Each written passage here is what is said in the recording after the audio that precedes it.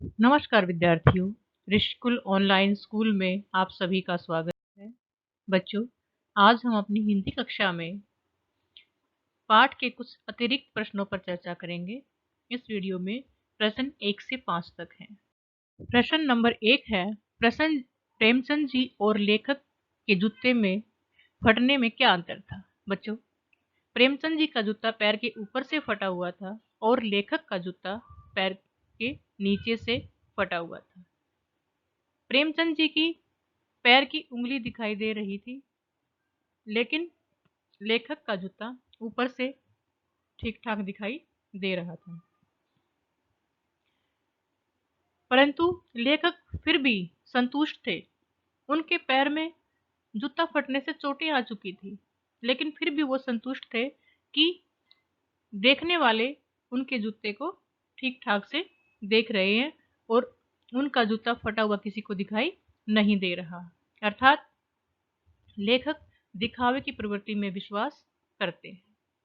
परंतु प्रेमचंद जी का जूता पैर के ऊपर से फटा हुआ था, उनका उंगली साफ दिखाई दे रहा था। वे उसी जूते में फोटो खिंचवाने को तैयार हो जाते हैं और यहाँ तक कि उसे अपनी धोती से ढकने की भी जरूरत नहीं समझते। अर्थात वो दिखावे की प्रवृत्ति से कोसों दूर है। प्रश्न नंबर 2 है, प्रेमचंद जी के 2 मिनट पैदल चलकर घर आने का क्या कारण रहा होगा? पाठ के आधार पर बताइए। लेखक के अनुसार प्रेमचंद जी की आर्थिक व्यवस्था अच्छी नहीं रही होगी और जब मकान मालिक उनसे किराया मांगता होगा तो किराया उनके हैसियत से बाहर हो जाने के कारण वो दे नहीं पा रहे होंगे। रास्ते में मकान मालिक का घर रहा होगा।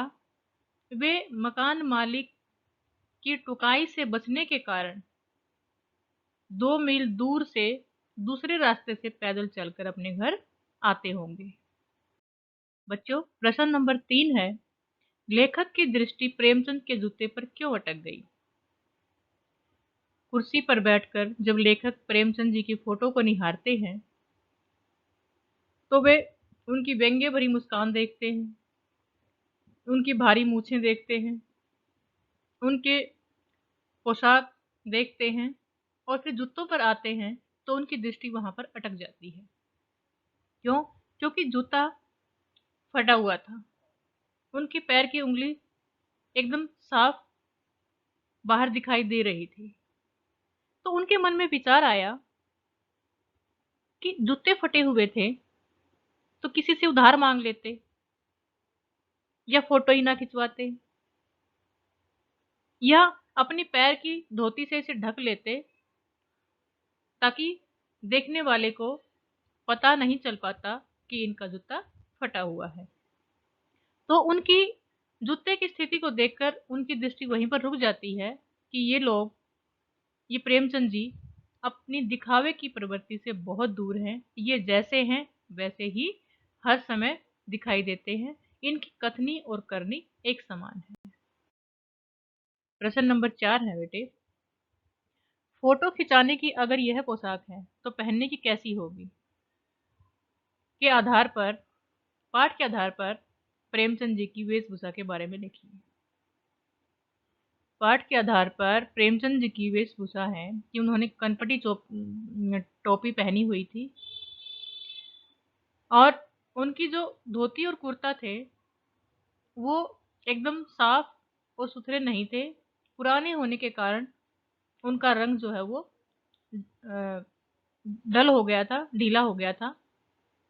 जूते फटे हुए थे और उनकी जो डोर थी वो बेतरतीब ढंग से बंधी हुई थी और डोर की जो नोक पर डालने वाली पतरी है वो भी निकल चुकी थी।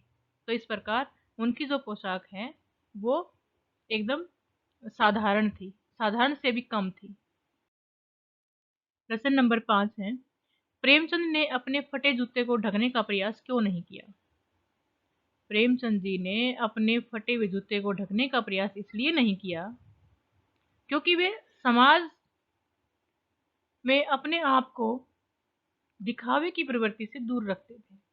वो जैसे हैं वैसे ही दिखना पसंद करते थे। उनकी कथनी और करनी एक समान थी। वे अपनी कमियों को छिपाने का प्रयास नहीं करते थे। तो इसलिए उन्होंने अपने फटे हुए जूते को ढकने का प्रयास नहीं किया। उन्होंने जैसे जूते पहने हुए थे उसी में फोटो खिंचवाना पसंद किया।